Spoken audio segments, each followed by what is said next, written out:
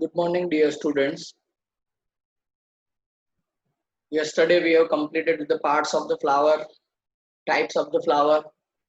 Today we are moving towards one more part, one of the most important part of this particular chapter, that is about estivation. Okay, तो सबसे पहले तो estivation का मतलब क्या होता है? तो it is the mode of arrangement of sepals and petals in floral bud. Okay, तो बहुत सिंपल है. We know that about parts of the flower, उसमें sepals और petals, that is calyx and corolla, these two are the walls, outer walls. Okay, तो उनमें जो उनके members है, these are the sepals and petals. उनका arrangement क्या है, कैसे वो arrange हुए एक दूसरे के साथ. Okay, that arrangement is known as estivation.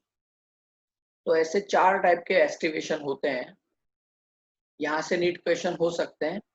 एक तो वेलवेट, दूसरा है ट्विस्टेड, तीसरा है इम्ब्रिकेट एंड लास्ट पेक्सिलरी, जिसको पेपिलियोनेसियस भी बोला जाता है. So we are looking into the details of all of this. Fine, the first one that is valvate type of the aestivation. अब वेलवेट टाइप का जो एस्टिवेशन है उसका मतलब क्या होता है? तो just see the definition. Sepals or petals in a wall just touch one another at the margin. तो velvet type of estivation में ये जो sepals हैं, अगर if we are talking about calyx, और petals if we are talking about corolla, तो जो sepals और petals हैं उनके जो margin है, okay, मतलब boundaries है, okay, they are just touching one another without overlapping.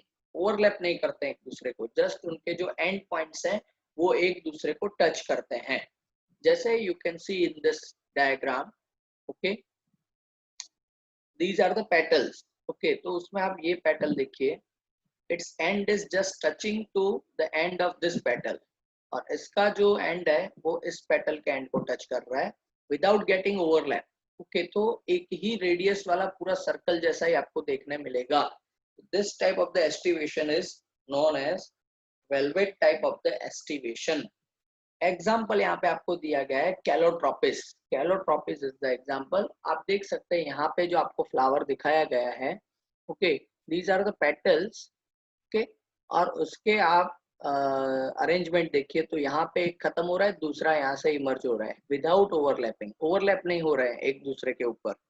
Okay, boundaries overlap नहीं हो रहे हैं. अगर ऐसा फ्लावर है तो then it is known as valvate type of the aestivation.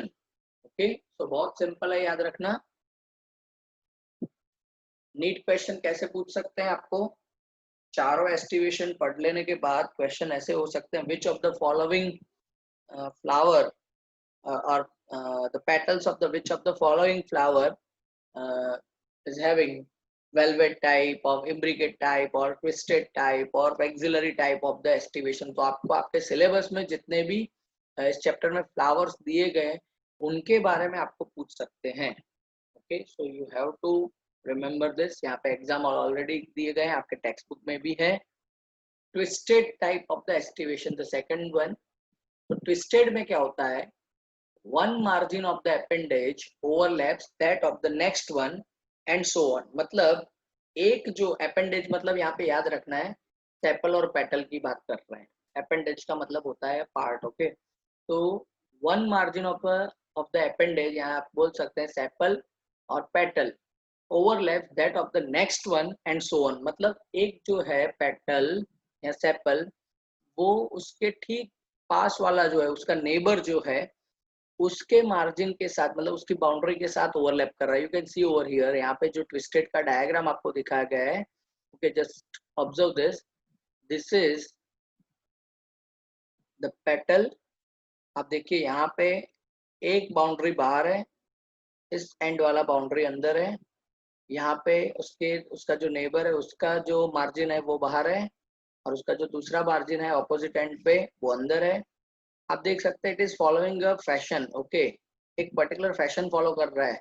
Okay, आप अगर एंटी क्लॉकवाइज जाएंगे तो बाहर बाहर बाहर बाहर मिलेंगे, और अगर आप क्लॉकवाइज जाएंगे तो अंदर अंदर अंदर एंड अंदर। ओके, तो ऐसा है यहाँ पे। इसमें ट्विस्टेड में क्या होता है, it is following a particular direction, clockwise, anti clockwise, ये फिक्स है ट्विस्टेड में। ओके, एक पर्टिकुलर फैशन फॉलो कर रहा है, ये आपको याद रखना है। एग्जाम्पल क्या है, China rose, ladies finger and cotton.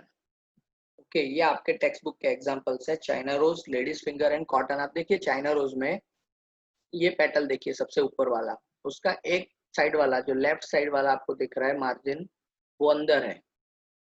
Opposite जो है राइट साइड वाला वो बाहर है। ये उसके ठीक जो उसका नेबर है उसका उस तरफ वाला मार्जिन अंदर है, ऑपोजिट वाला बाहर है। सो अंदर बाहर ऐसे अरेंजमेंट रहेगा।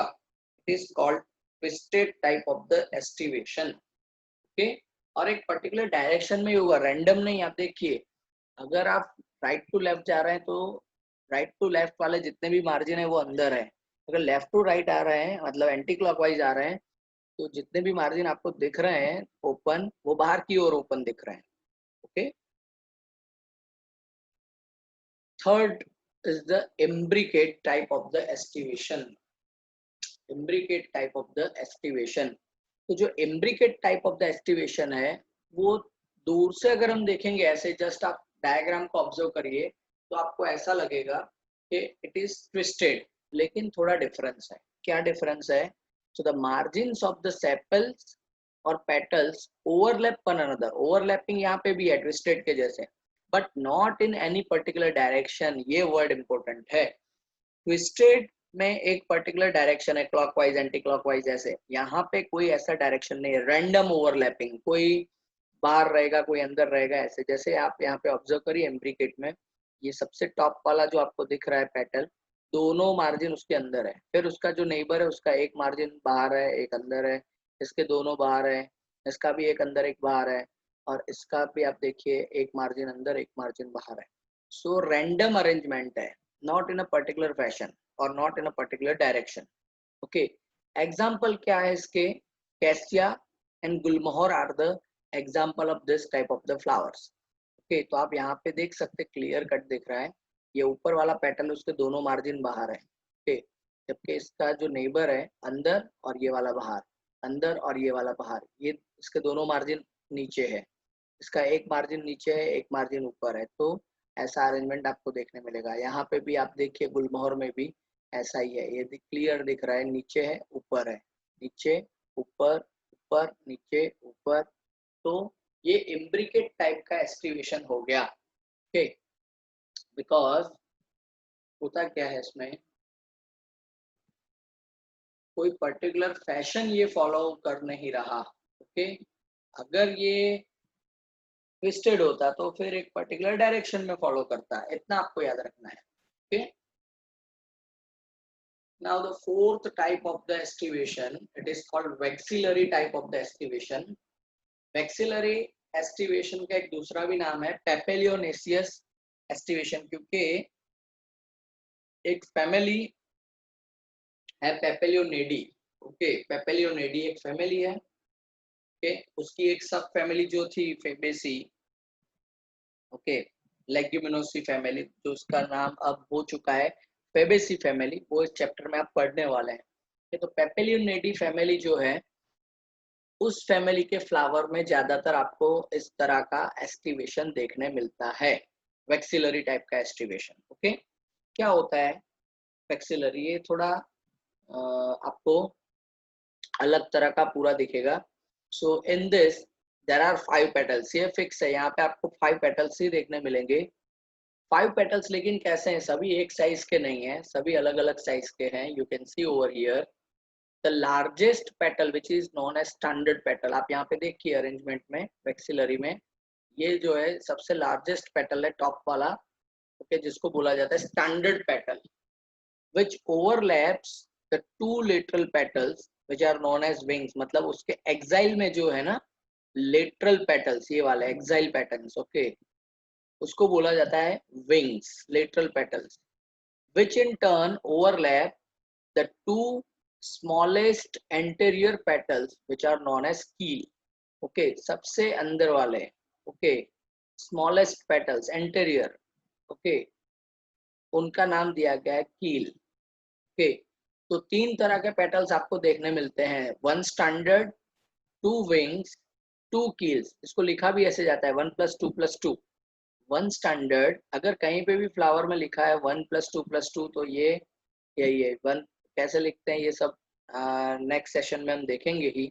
ओके, तो one standard, two wings, two keels. Okay, तो ये अरेंजमेंट आपको एक्सिलरी में देखने मिलेगा। Okay, you can see here, जैसे यहाँ पे एग्जांपल में लिखा है pea plant and beans. Okay, तो पी का जो है फ्लावर उसमें और बीन में भी आपको ऐसे ही देखने मिलेगा। यहाँ पे आप देखिए, ये जो बहुत बड़ा दिख रहा है बाहर, that is the standard petal, पूरा फ्लावर कवर कर रहा है। फिर ये जो है उसके कील, ये विंग्स हैं, और ये अगर पूरा ओपन हो तो आपको उसके कील्स भी देखने मिल सकते हैं दोनों। Fine, so in this way this is a special kind of the arrangement. Fine, so this is vexillary type of the arrangement or estivation, you can say. Now in parts of flower we have completed with two parts, that is calyx and corolla.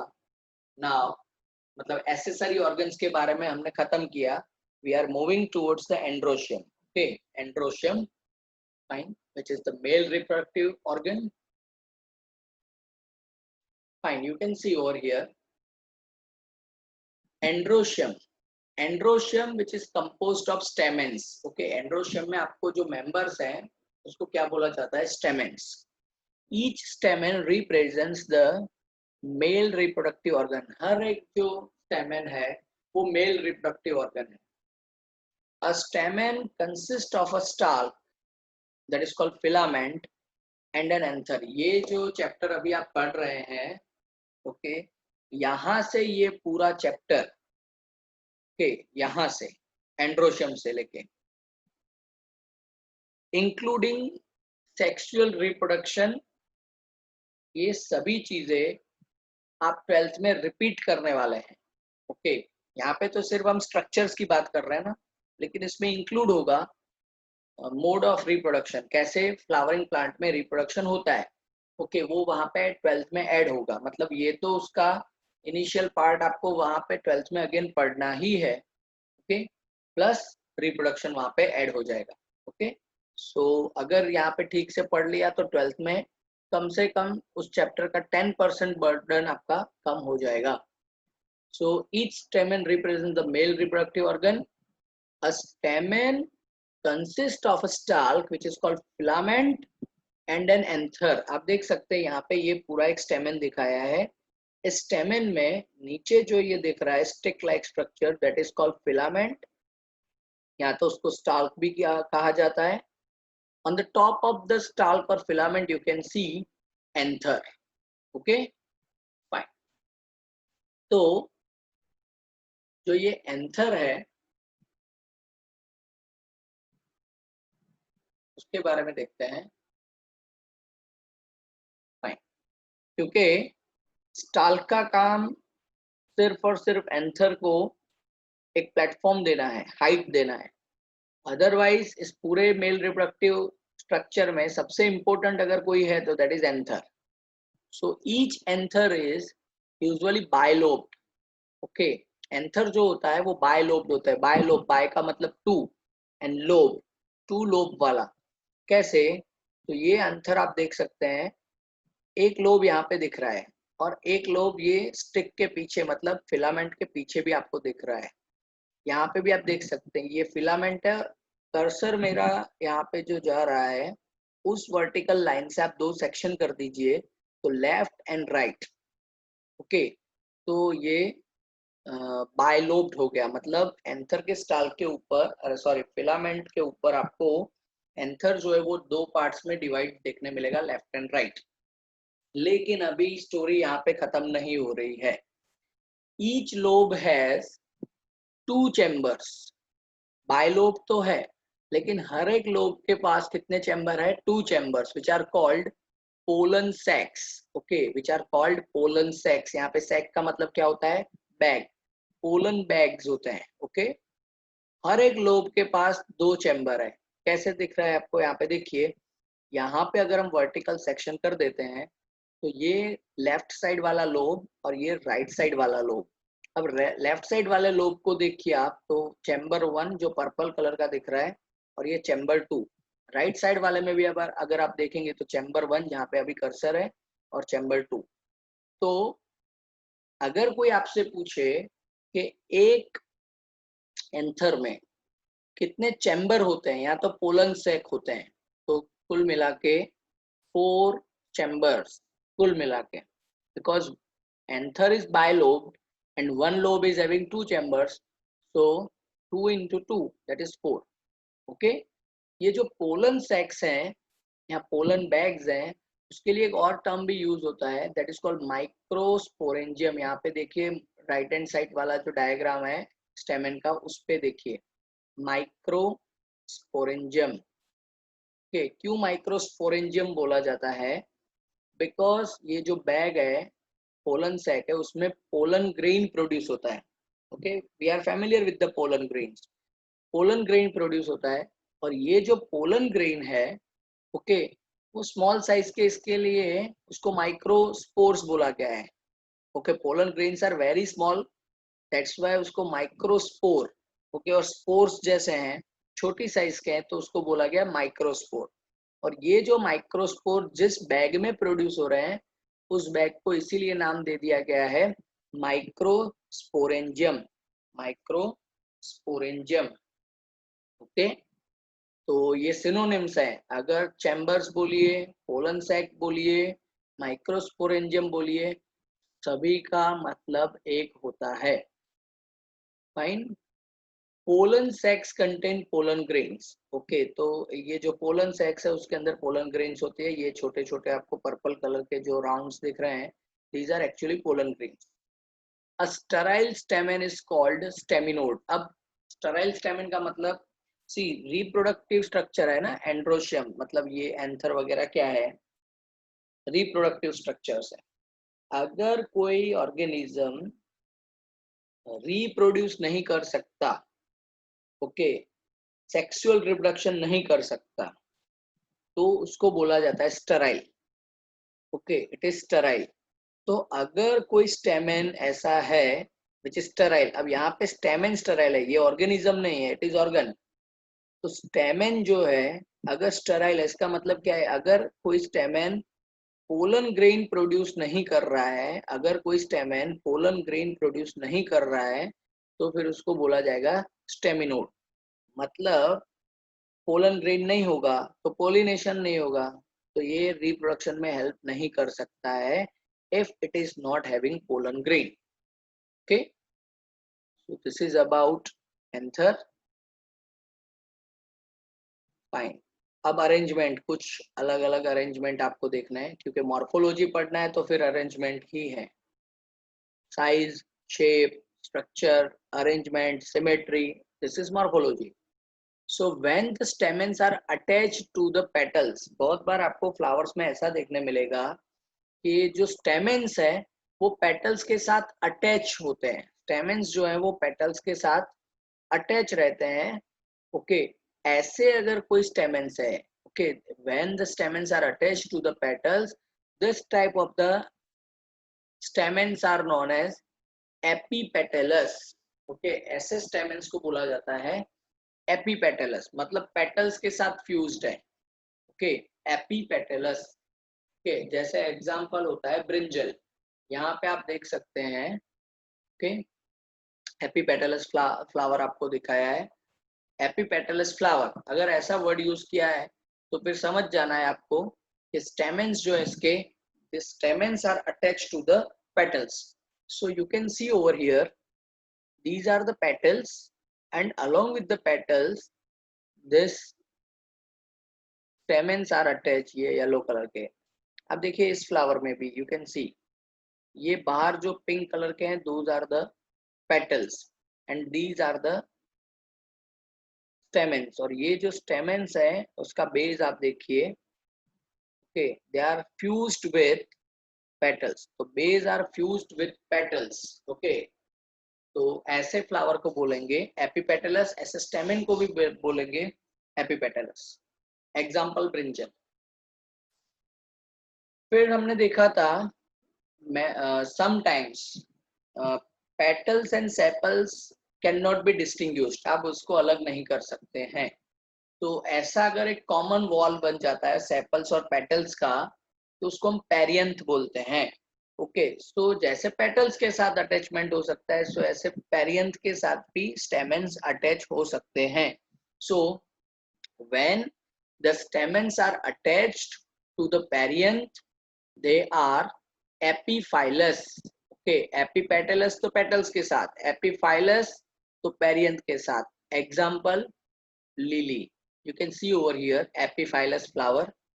ये जो है आपको दिख रहा है white colour का, okay, ये perianth है पूरा। और ये येलो कलर के जो दिख रहे हैं दीज आर द एंथर, और उसके नीचे व्हाइट कलर के जो दिख रहे हैं these are the filaments, and these filaments are attached to the perianth, okay, inside, right? तो ऐसे स्टेमेंस को आप बोलेंगे एपीफाइलस स्टेमेंस। तो ये अरेंजमेंट आपको याद रखना है एग्जाम्पल के साथ।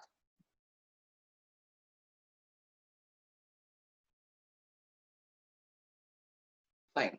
If the stamen in a flower are free, सभी स्टेमेन सेपरेट है एक दूसरे से, it is called polyandrous. Okay, if the stamen, सभी स्टेमेन्स अगर अलग अलग है, अलग अलग का मतलब सेपरेट है एक दूसरे के साथ, इट इज कॉल्ड पोलीएंड्रस। पोली का मतलब होता है मल्टीपल, ओके, लेकिन यहाँ पे पोली का मतलब निकलेगा फ्री, ओके। तो पोलीएंड्रस, जैसे यहाँ पे पोलीएंड्रस लोटस का फ्लावर आपको दिखाया है, और ये जो दिख रहा है ना, दीज आर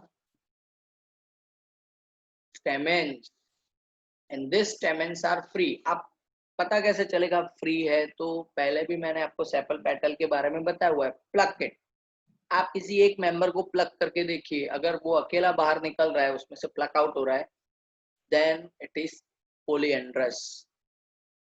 सेकंड, जैसे फ्री है, फ्री के जैसे यूनाइटेड भी हो सकते हैं, fused with each other, joint, okay.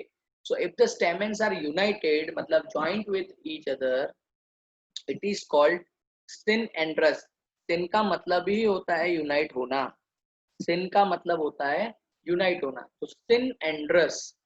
तो सिनएंड्रस आपको यहाँ पे एग्जांपल दिया गया है चाइना रोज का। ओके, तो ये जो है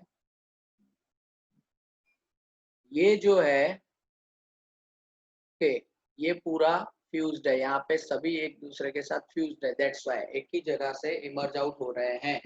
So it is called synandrous. If the stamen in a flower are free, it is called polyandrous. If the stamens are united, it is called synandrous. Okay.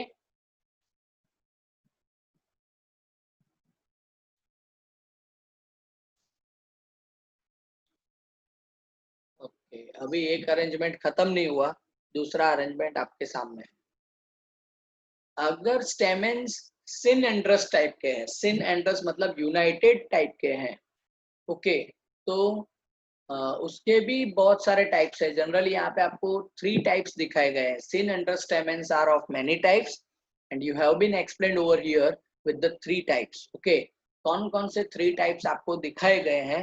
Okay, so because united, okay, जितने भी स्टेमेन्स हैं वो सभी एक दूसरे के साथ fused हैं, ऐसे दिखाया है, लेकिन उसमें कुछ वेराइटीज है।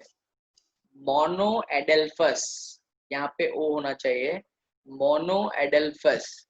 मोनो एडेल्फस ऐसे जो स्टेमेंस होते हैं उसमें क्या होता है, मोनो का मतलब क्या होता है, single, okay, adelphous bunch, okay, mono इसका मतलब होता है सिंगल, एडेल्फस बंच इसका मतलब सभी स्टेमेन अगर सिंगल बंच में यूनाइटेड है। एक बंच मतलब आप बोल सकते हैं, यहाँ पे एक वर्ड हम कॉमन वर्ड यूज करते हैं याद रखने के लिए, कि अगर सभी स्टेमेन्स एक बुके में है, बुके होता है ना फ्लावर्स का, यहाँ पे हम बोल रहे हैं फ्लावर्स की जगह पे स्टेमेंस का बुके। अगर सभी स्टेमेंस एक ही बुके में अरेंजमेंट है, एक फ्लावर के पास मान लीजिए कि 10 स्टेमेंस और 10 का मिला के एक बुके बन रहा है, ओके, तो हम उसको बोलेंगे मोनो एडेल्फस। मोनो का मतलब single, adelphous that is bunch. Stamens are united into one bunch और वन बंडल। एग्जाम्पल है आपके पास चाइना रोज। आप देखिए पूरा जो येलो कलर के जो आपको दिख रहे हैं, they are the you can say stamens, okay, और सभी एक ही बुके में है, सभी एक ही बुके में अरेंज है, इसीलिए इसको बोला जाता है मोनो एडेल्फस। ओके, अब आपके लिए इजी हो जाएगा समझना डायडेल्फस, क्योंकि डाय का मतलब होता है टू, एडेल्फस मतलब बंच।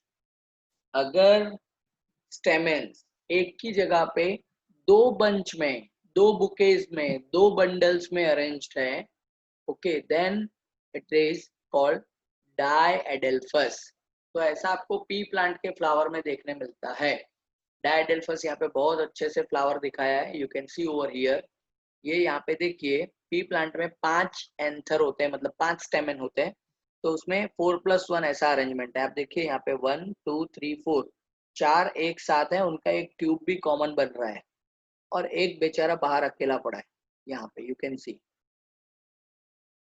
ओके, तो in that way it is diadelphous, 4+1 arrangement हो रहा है यहाँ पे। Okay, fine, so it is diadelphous. Mono single bunch, di double bunch, और उसके बाद थर्ड है that is polyadelphous, more than two bunch अगर आपको देखने मिलेंगे तो you can say diadelphous, sorry polyadelphous. So more than two. Stamens are united into more than two bundles, two bouquets, more than two bouquets, more than two bunch. Okay? ऐसा example है citrus. तो पोलीएडेल्फस वाला example आपको citrus का दिखाया है, you can सी यहाँ पे जो भी है, ये एंथर्स आपको दिख रहे हैं ऊपर। ओके, ये जो स्टेमेंस है ये मल्टीपल बंडल में अरेंज्ड हैं। ओके, तो इट इज कॉल्ड पोली एडेल्फस। तो बहुत इजी है याद रखना, मगअप करने की स्टूडेंट्स जरूरत नहीं है। आप टर्म को पकड़िए और उस टर्म को समझिए, ओके, उसके वर्ड्स को समझिए। मोनो एडेल्फस, मोनो का मतलब क्या होता है, एडेल्फस का मतलब क्या होता है, then you it will be very easy for you to remember. याद रखने का जहाँ पे आपको रिक्वायरमेंट होने वाली है वो उसके एग्जाम्पल्स है, तो बहुत अच्छे से सभी जगह पे टेबल्स बनाइए। Okay, it is my request to you. Okay, जितने भी ऐसे अरेंजमेंट्स वगैरह हैं उसमें name, definition and example, name definition example, okay, यहाँ जो भी कैरेक्टर है उसके रिलेटेड, राइट, टेबल्स बनाइए। And no need to read entire text and all this things, just table read out करिए, you will be having good knowledge about the things of this chapter. Fine. There may be a variation in the length of the filaments within a flower. For example, salvia and mustard का यहाँ पे आपको example दिखा है। तो जो filament है stamen का, ओके, उसके लेंथ में वेरिएशन हो सकता है with in a flower. Okay, सभी स्पीसीज के बीच में तो रहना ही है। ओके, एक कोई पर्टिकुलर स्पीसीज है, उसके जो फ्लावर्स हैं, ओके, उसका जो स्टेमेन है उसके फिलामेंट और दूसरे स्पीसीज के स्टेमेन के फिलामेंट में उसकी लेंथ में डिफरेंस तो होना ही है, लेकिन यहाँ पे विद इन द फ्लावर भी बोल रहे हैं। ओके, जैसे सेल्विया में आप देखिए, ये सेल्विया का फ्लावर है, दिस इज कॉल्ड फिलामेंट। ये फिलामेंट देखिए, उसकी लेंथ देखिए और इसकी लेंथ देखिए, यहाँ पे भी ऐसा है। ओके, ये लेंथ देखिए, ये लेंथ देखिए, ओके, ये वाली लेंथ देखिए। तो लेंथ में very with in a flower. तो ऐसा जरूरी नहीं है कि एक फ्लावर के अंदर जो भी स्टेमेंस हैं सभी के फिलामेंट की लेंथ इक्वल होगी।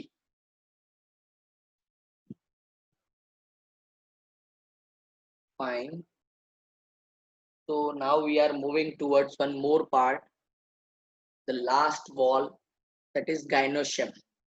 तो gynoecium जो है, जिसको पिस्टिल भी बोला जाता है, is the female reproductive part of the flower and is made up of one और मोर कार्पेल्स। ओके, तो गायनेशियम जो है ना, which is pistil, it is a female reproductive structure, the flower.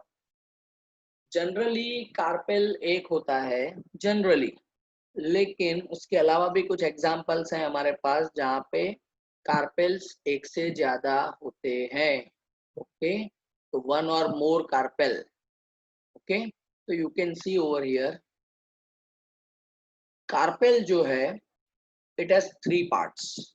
Okay, a carpel has three parts: stigma, style, ovary. ये ऐसे ही याद रखना है, स्टेटमेंट के जैसे बोलना है, स्टिग्मा, स्टाइल, ओवरी, ऐसे। तो आप देख सकते हैं गायनेशियम का यहाँ पे स्ट्रक्चर आपको दिखाया है। सबसे ऊपर ये जो पूरा एरिया है, तो आपको थोड़ा स्वॉलन दिख रहा है, इट इज अ प्लेटफॉर्म, उसको बोला जाता है स्टिग्मा। फिर ये जो है होलो ट्यूबुलर स्ट्रक्चर है, दैट इज कॉल्ड स्टाइल। फिर नीचे जो बल्ज आपको दिख रहा है ना, right, bulky area, this is called ovary. Okay, तो स्टिग्मा, स्टाइल, ओवरी। ओवल के बारे में आगे हम देख रहे हैं। फिर तो स्टिग्मा, स्टाइल, ओवरी, ये मोनोकार्पेल आपको दिखाया गया है। Now come to each and every part. Stigma, fine, now come to this stigma. It is usually at the tip of the style and is the receptive surface for pollen grains. तो जो stigma है, it is located on the tip of the style. Style के top position पे आपको stigma देखने मिलेगा। और ये क्या है, it is a receptive surface for pollen grains. Stigma का रोल बहुत बड़ा है इन द सेक्सुअल रिप्रोडक्शन, ये आप 12th में पढ़ेंगे बाद में, लेकिन मैं सिर्फ आपको एक छोटी बात उसके बारे में बताता हूँ। स्टिग्मा के ऊपर ही पोलन ग्रेन शेड होती है, जैसे कि ये है एंड्रोशियम, एंथर, एंथर में से पोलन ग्रेन यहाँ तक आती है, चाहे वो सेम फ्लावर में हो या किसी और फ्लावर में। अगर फ्लावर, किसी भी फ्लावरिंग प्लांट को अगर रिप्रोड्यूस करना है, तो पोलन ग्रेन को यहाँ पे पहुंचना पड़ेगा। जैसे कि ये अपना कर्सर अभी है, वो पोलन ग्रेन के जैसे ही दिख रहा है, उसको यहाँ पे लैंड करना पड़ेगा। लैंड यहाँ पे करेगा तभी रिप्रोडक्शन का पूरा जो प्रोसेस है वो आगे चल सकता है, otherwise it can not. Okay, तो that's why stigma is being very important. कभी कभी ऐसा भी होता है, स्टिग्मा पोलन ग्रेन को रिफ्यूज भी कर देता है, तो फिर वहां पे फर्टिलाइजेशन या सेक्सुअल रिप्रोडक्शन नहीं हो सकता है। तो that's why stigma is very important structure. Then come to this style. Style is elongated hollow tube that connects ovary to stigma. इसका भी सेक्सुअल रिप्रोडक्शन में रोल है। ओके, ये आप 12th में देखेंगे बाद में। तो स्टिग्मा और ओवरीज को कनेक्ट जो कर रहा है ना, a tubular structure which is known as style. And the third one is ovary. So it is the enlarged basal part, दिख रहा है बहुत अच्छे से enlarged है, bulge है पूरा यहाँ पे, on which the style lies. Okay, each ovary bears one or more ovules attached to a flat cushion like placenta. ये जो ओवरी है, इस ओवरी में आपको ऐसे देखने मिलेगा वन और मोर ओव्यूल्स, वन और मोर ओव्यूल्स, ये जो दिख रहा है ना, these are the ovules. Okay, जो राउंड दिख रहे हैं light green, these are the ovules attach to flat cushion like placenta. ये सेंटर में जो आपको लाइन जा दिख रही है, ओके, उस लाइन के ऊपर यहाँ पे एक टिश्यू होता है जिसको बोला जाता है प्लासेंटा, जैसे यहाँ पे आपको दिखाया है। Okay, placenta. ओके, और उस प्लासेंटा के ऊपर ओव्यूल्स अटैच रहते हैं, और ओव्यूल्स को बोला गया है मेगास्पोरेंजिया। जैसे यू नो दैट एंथर का जो सिंगल लोब है, मतलब 4 of the lobes, okay, of the anther, उसको बोला जाता था माइक्रोस्पोरेंजिया। माइक्रोस्पोरेंजिया बिकॉज उसमें माइक्रोस्पोर प्रोड्यूस हो रहा है, छोटी साइज के स्पोर्स प्रोड्यूस हो रहे हैं, और वो कौन है, पोलन ग्रेन्स, इसीलिए उसको माइक्रोस्पोरेंजिया बोला गया है। ओव्यूल को बोला गया है मेगास्पोरेंजिया। मेगा का मतलब होता है लार्ज। ओके, तो ये जो है मेगास्पोरेंजिया, उसमें लार्ज साइज का एग सेल प्रोड्यूस होने वाला है कंपेयर टू पोलन ग्रेन, इसीलिए उसको मेगास्पोरेंजिया बोला गया है। ओके,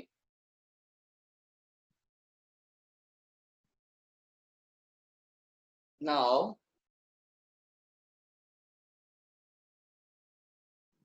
पोलीकार्पेलरी पिस्टल्स, जैसे मोनोकार्पेलरी पिस्टल्स, अभी आपने जो फिगर डायग्राम देखा दैट इज मोनोकार्पेलरी पिस्टल। अब ये जो बोल रहे हैं that is polycarpellary pistils are of two types. तो पोलीकार्पेलरी जो है उसके दो टाइप्स होते हैं, एक होता है एपोकार्पस, दूसरा होता है सिनकार्पस। एपोकार्पस का मतलब कार्पेल्स आर फ्री, ओके। पोलीकार्पेलरी है, मल्टीपल कार्पेल्स हैं, लेकिन सभी कार्पेल्स फ्री हैं, ओके। तो उसको बोला जाता है apocarpous. Example is lotus and rose, okay. So lotus and rose में आपको ऐसे देखने मिलेगा, multiple carpels you can find and all the carpels are free from each other. जैसे आप यहाँ पे लोटस का देखिए, ये सेंटर में जो आपको दिख रहा है, ओके, उसमें कार्पेल्स होते हैं, ओके, और ये सभी कार्पेल एक दूसरे से सेपरेट हैं, it is called apocarpous. Then syncarpous in which carpels are fused, सभी कार्पेल्स एक दूसरे के साथ फ्यूज्ड है। For example mustard and tomato, उसके फ्लावर्स में आपको ऐसे देखने मिलेगा सिनकार्पस। सिन का मतलब होता है क्या, फ्यूज्ड, ऑलरेडी जॉइंट। तो where the carpels are fused उसको बोला जाएगा syncarpous. Example are mustard and tomato, okay. So polycarpellary के ये एग्जाम्पल्स हैं। फाइन। तो डियर स्टूडेंट्स, आज का ये जो टॉपिक है हम यहीं तक रखते हैं। In the next lecture we will start a new topic, okay, placentation, okay. We could have continued the chapter today because I know still we are having 5 to 7 minutes, but as placentation somewhat lengthy portion and we cannot complete within 5 to 7 minutes, okay. So it will be good that uh, we should start from the very new session, okay. And that's why I am ending the session today. I hope you are getting my words, I hope you are learning well, okay. Thank you.